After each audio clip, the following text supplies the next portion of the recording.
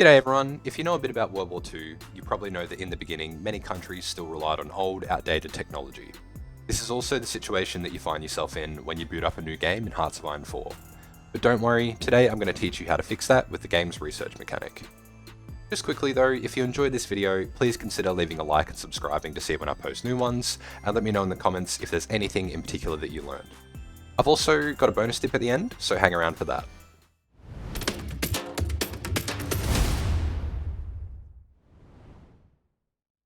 Research in Hearts of Iron 4 is essentially going to be how you develop newer and better equipment and technologies to advance your nation and give you an edge over your enemies. Each nation will have a varying number of research slots, which you can see if you click on this icon here. You can usually unlock extra research slots through the national focus tree, so keep an eye out for them. This pop-out menu will also show you if you have technologies currently being researched, as well as the number of days until each is complete. It will also show you your overall research speed up in the top right here. You can improve your research speed through researching the computing technologies, national focuses, certain decisions, and changing your economy law.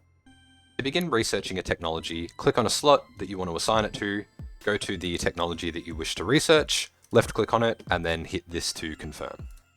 It doesn't cost you anything to research technologies except for time, and time is a construct, so go fucking nuts.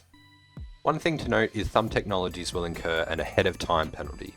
This is a balancing mechanism to stop you researching advanced techs really early in the game.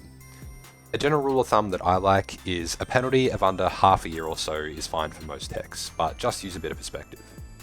For example, if you have a 1 year ahead of time penalty on your refining tech, that's going to take you 400 days, over 400 days. Just go and research another couple of techs in that same time period that don't have the penalty to maximize your research time. Another thing that I really wanted to emphasize is to make sure that you always are using all of your current research slots. There's no advantage to you to just leave a research slot sitting there not being used, and you'll see this notification up the top of your screen if you have a research slot available. Now, let's learn about the different categories of research, which are each of these tabs shown on the top of your screen. We'll start with the industry tab on the far right, which is shown by this orange factory here. The different technologies that you research in the Industry tab are upgrades to your economic capability. On the left-hand side, these techs increase your production efficiency cap, which over time will increase how much equipment a single factory will produce.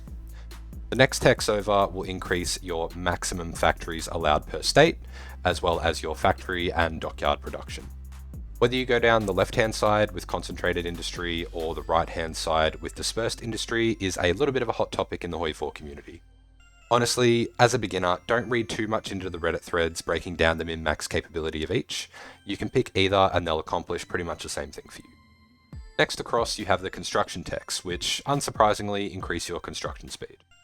There's not much to these, but they're super important to do, especially in the early game. Next to each one of the construction techs, you'll see the excavation technology. These increase the amount of resources that you pull out of the ground. As you can see, you have to do the corresponding construction tech before you can research these. The techs on the right under the synthetic oil tree are important to understand and can be a little confusing, but listen up. If you go down the left-hand side, this tech will allow you to build synthetic refineries, which will give you a small amount of oil and rubber production. After that initial tech, which allows you to actually construct the buildings, the next ones down will increase their oil and rubber output respectively. On the right hand side, your fuel refining techs increase the amount of fuel you get per oil resource. This includes oil that you dig out of the ground, oil from refineries, and oil that you trade, so it's important not to forget about these. Some nations won't need to worry about the refinery techs, such as the USA, as they have large natural reserves. However, if you're a nation that can't trade for your oil and rubber, and you don't produce any, these can be a lifesaver. The next tab over is your engineering focuses.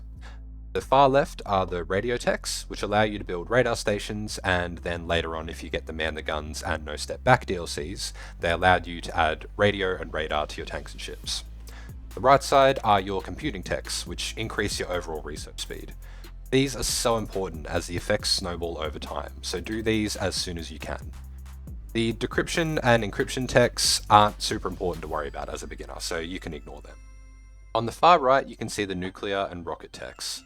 These are late game technologies, and they're only usually worth going into as one of the major nations, even without an ahead of time penalty, as they do take quite a while to research. The first nuclear tech just boosts your research speed, while the second one allows you to build the nuclear reactor building, which you need to produce nuclear bombs. However, you can only start producing and using nuclear bombs when you research the final technology.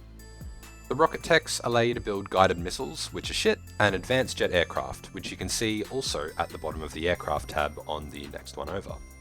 As you can see, this tab has all the different aircraft types that you can build, and as the boxes are rectangles as opposed to the squares in the previous tabs, you can see that these are actually new pieces of equipment that you can build rather than just upgrades. I go into more detail on the aircraft types in my Intro to Air Force video, which will be linked in the description. The next tab over is all of the naval technologies. I also have a video on the different hull types and their uses. Again, I'll link that below for my naval guide. But the main thing I wanted to mention is right down at the bottom here, you can see the different transport techs. These greatly increase the amount of divisions that you can naval invade, and it reduces the time needed to prepare them. So these are great to do as soon as the ahead of time penalty is reduced or gone. The 4 tabs on the left in green are various types of equipment research for your army and land divisions. The far left tab allows you to research new types of weapons to equip your troops, as well as buffs to their stats. The top row increases your division defense, the second row technologies increase their attack. I mentioned before that the rectangle boxes show new equipment types that you can produce, and that's shown really well here.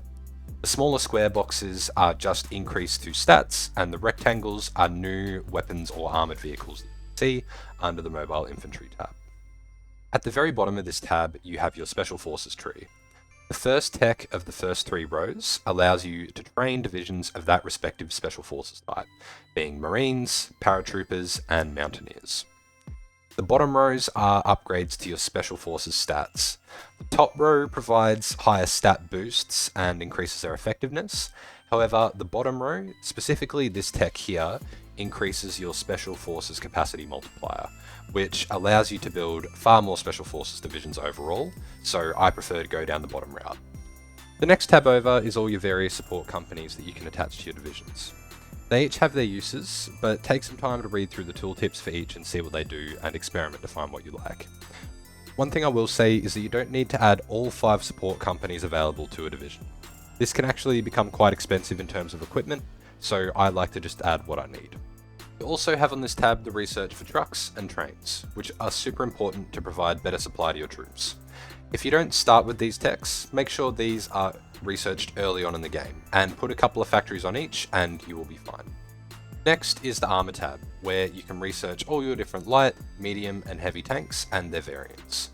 Each tank can be made into a tank destroyer, self-propelled artillery, or self-propelled anti-air, just by researching its variant the same way as you do with carrier aircraft. Finally, you have the artillery tab, which includes your artillery down the middle line, anti-air on the left, and anti-tank weapons on the right. Once you complete the 1940 artillery technology, you can also research rocket artillery. You might notice that some techs show things such as medium howitzer or medium cannon. These are for the tank designer, which you get in the No Step Back DLC, so for the base version of the game, just ignore those. So that's a not so brief run through of all the different types of research in Hoi 4.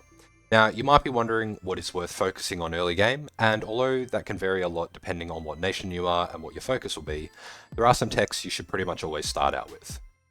So most nations will begin with at least 3 research slots, and the first things I like to go for are the basic machine tools, your construction level 1, and your electrical engineering. Or if you start with the basic engineering one, the second level for the mechanical computing.